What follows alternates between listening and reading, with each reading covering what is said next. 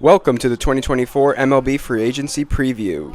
Let's kick things off with the man of the winter, Juan Soto. Last offseason saw potentially the best player ever to hit the free agency market, and this year we once again have a once-in-a-generation talent hitting the open market. At just 26 years old, Soto is already a four-time All-Star, four-time Silver Slugger, and a World Series champion.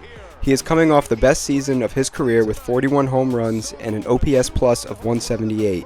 I believe that there are only 3 or 4 teams that can really afford him. The Yankees, Mets, Dodgers, and maybe the Giants and the Blue Jays are sneaky contenders. I believe that he will ultimately sign with whatever team gives him the most money, but this time New York will have a chance to match any offer that is given to him. He is on a Hall of Fame trajectory and is not insane to say he will only get better from here. Ultimately, I think he signs with the Yankees for 13 years, $585 million, with an average annual value of $45 million. Next up is the best pitcher on the market, Corbin Burnes. The Cy Young winner has been dominant throughout his entire career and will be seeking a long-term deal this upcoming free agency. Coming off a season with Baltimore where he was an all-star starter and pitched to a 2.92 ERA in 194 innings, I believe that the team in Queens is going to be taking an extra look at Burnes. They had an incredible season that saw them reach the NLCS, and Steve Cohen will be looking to make a splash in the pitching market.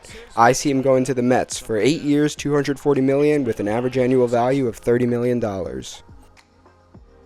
Third on the free agency rankings is Alex Bregman. The lifetime Astro is hitting the market at a good time, despite having a down year for his standards with a .260 batting average and a career-low OPS. However, the corner infield market is very thin, which makes Bregman a top target for teams looking for a new third baseman.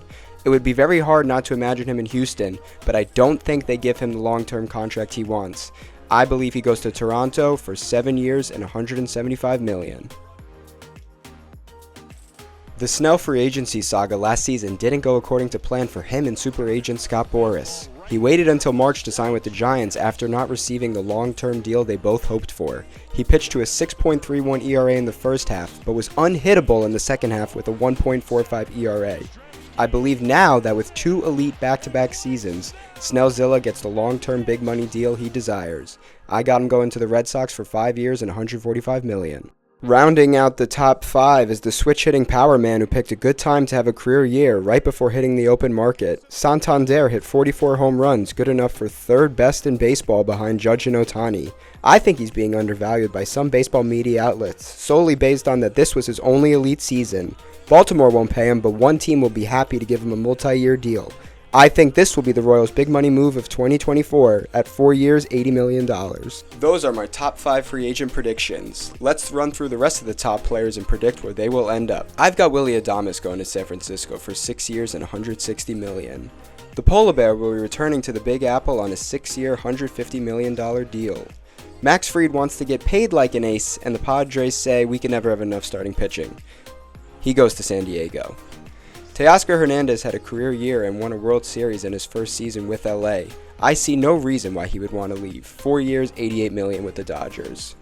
Jack Flaherty has had a roller coaster of a career so far, but seems to have found his stride with Detroit and LA this past season.